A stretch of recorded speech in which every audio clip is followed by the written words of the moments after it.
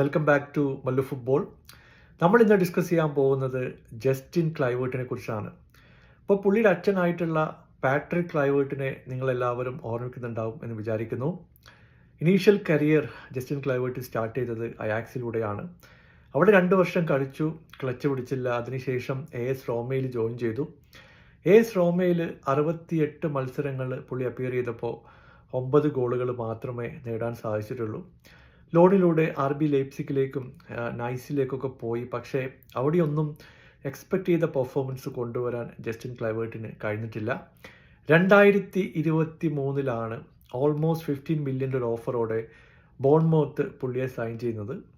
ആദ്യ സീസണിൽ 36ഓളം മത്സരങ്ങൾ പുള്ളി അപ്പിയർ ചെയ്തു. അതിനുശേഷം 9 ഗോളുകൾ മാത്രമേ സ്കോർ ചെയ്യാൻ പറ്റിയിട്ടുണ്ടായിരുന്നുള്ളൂ.